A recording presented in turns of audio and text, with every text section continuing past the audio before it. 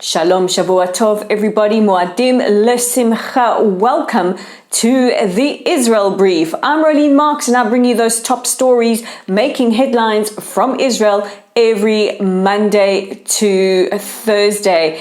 And I will update you at the end of this broadcast where you can find us online. But let's get into those top stories. And it has been a very, very tense weekend here in Israel. A very unusual weekend because for the first time in a long time, we've had this convergence of Easter, Pesach or Passover, and Ramadan. But on Friday, there were significant events on the Temple Mount, and I just want to walk through them with you because I know that they're getting a lot of coverage in the media and on social media. So what actually happened? Let's break it down. Starting on Wednesday last week, Hamas called for as many as possible to go to the Temple Mount, to where the Al-Aqsa Mosque is situated, and in their words, liberate Al-Aqsa from the settlers. Now, if you know the Temple Mount compound, first of all, it is built on top of what were the holy Jewish temples, the first and second temple. On the one side, you've got the iconic Dome of the Rock, that's the mosque with the big gold dome. But on the other end, you've got the much smaller grey Al-Aqsa, which is considered the third holiest site in Islam. And of course, during Ramadan, this is a place of worship. So early in the hours of Friday morning at about 4 a.m., young people, mostly minors, gathered in Al-Aqsa. They ripped up the paving, the rocks surrounding on the Temple Mount, brought them into the mosque. Now, this essentially is a desecration of a holy site. The site is managed by the Jordanian Waqf, who work with Israeli authorities to try and maintain some kind of peace, who try to maintain what we call the status quo and allow for safe worship of Muslim worshippers, especially now during the holy month of Ramadan. Now, footage taken inside the mosque shows that people were breaking down some of the barriers, that are some of the rebar, brought in rocks and stones and started to fire off firecrackers.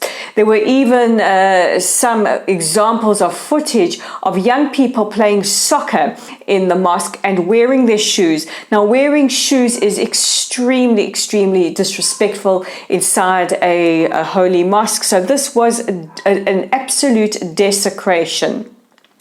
Rioters inside the mosque then started throwing firecrackers and rocks at Israeli security forces who were assembled outside.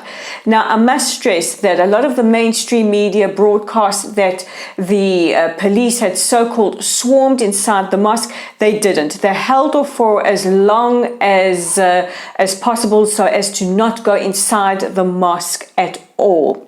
Now, some of the language that we heard coming from Hamas and coming from others who were inciting this were language like there are settlers storming the mosque. There are police and security forces storming the mosque and removing worshippers and preventing them from praying peacefully. There is also footage of elderly people shouting at the young rioters, telling them that they are desecrating a mosque. You could see images of Hamas flags, of Palestinian flags inside the Al-Aqsa. Needless to say, this did eventually end in clashes on the Temple Mount, not necessarily inside the Al-Aqsa, between rioters and police who arrested over 100 rioters and eventually brought calm to this holy site. But of course, when it comes to the issues between Israel and the Palestinians, the optics are important, as is the narrative. Now, Israel and a lot of us on social media try to get ahead of the narrative very quickly by showing exactly what was happening. Unfortunately, a lot of the mainstream media thought otherwise. What I have noticed is a lot of Muslims from around the world who did see the actual footage in the mosque condemning this and saying that this was not only a desecration of a mosque, but condemning the Palestinians for politicizing a holy site the way that they did. So why does this happen? Now, if we go back to this time last year, or maybe a little bit later, because Ramadan wasn't at the same time as Pesach last year, during the month of May, when Ramadan occurred, we had this issue again, the use of incitement, anti-Semitic incitement, using the excuse by Hamas of calling on people to defend the mosque.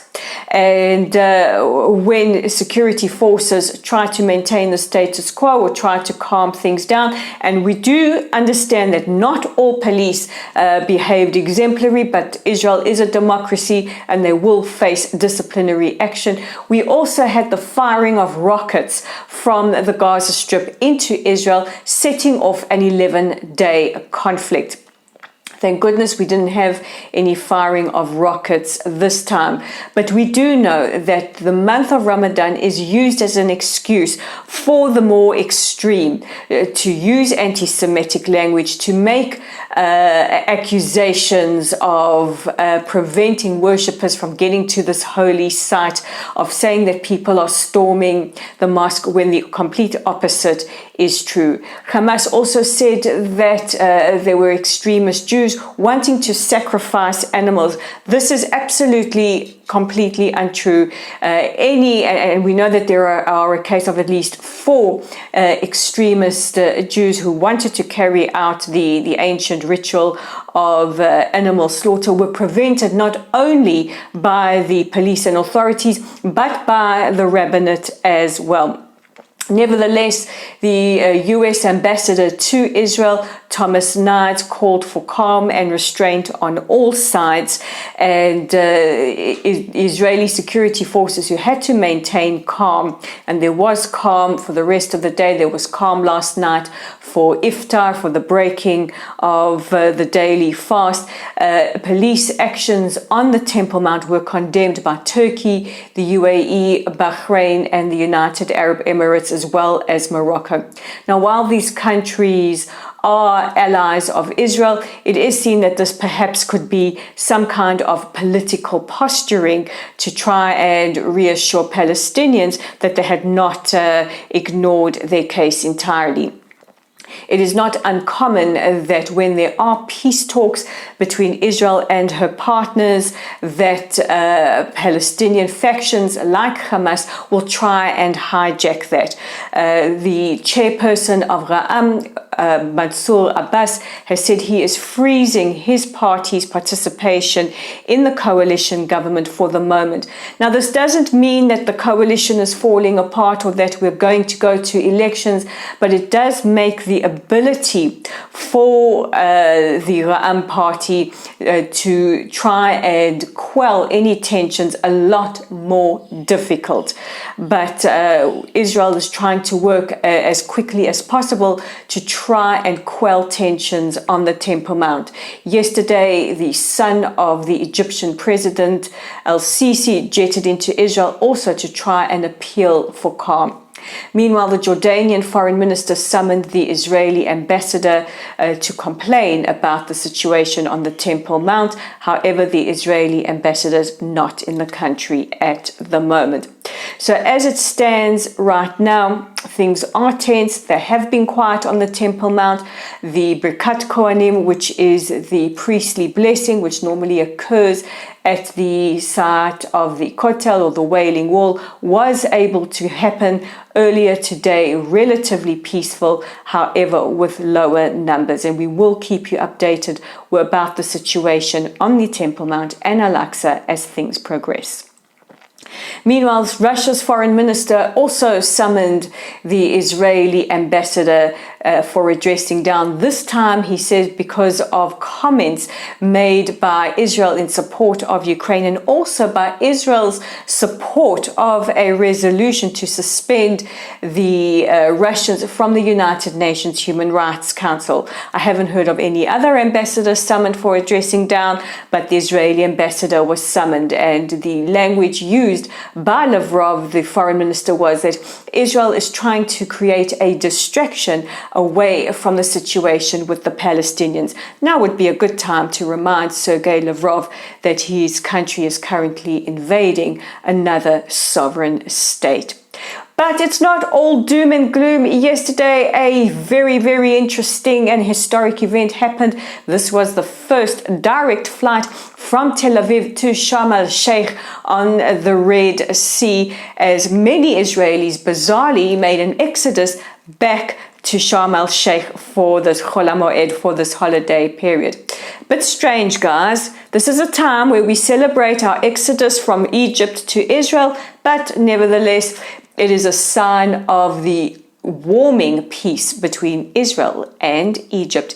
And just when you think things couldn't get more positive, we did have confirmation from our ambassador to Abu Dhabi yesterday, saying that Etihad as well as Wizz Air Abu Dhabi will participate in the annual flyover on Yom Haatzmaut, that's Israeli Independence Day, that is due to take place in 2 weeks' time. And it's a welcome sign of warming ties and growing peace between our two nations. So I know it's a little longer than usual for today's broadcast, but a lot happening in Jerusalem. Meanwhile, if you're looking for some good material to read this Chol HaMoed, don't forget to check out our website at www.layoftheland.online. All our archived articles as well as Israel briefs are all up there. You can read and take your time. Just a note that we won't be publishing new articles this week. We're on holiday, believe it or not, but we'll be back with original content next week. If you feel like you want to join our Facebook community, we certainly aren't going to stop you. In fact, we encourage it. So if you haven't joined us at Lottel's site, please go there immediately. Like us, follow us, share our content. We really appreciate it when you do. It also helps get Israel's narrative out to as many people as possible. And we're on YouTube. Our channel is at The Israel Brief. We would love it if you click that red subscribe button. It does help us gain more and more exposure. And of course, if we get exposure, Israel gets more exposure. So it would really help if you did that. And we're on Twitter. Our page is Lay of the Land with the digit 5. So help us out, do us a solid by subscribing there as well. Meanwhile, I wish you all a safe and a happy rest of your day. I know it's Easter Monday for many of you. Ramadan Mubarak if you are observing Ramadan. Chag Sameach Moadim L'Simcha for all our Jewish viewers. And a reminder that I'm Rolene Marks. This is the Israel Brief. Thank you for watching, and I'll be back tomorrow.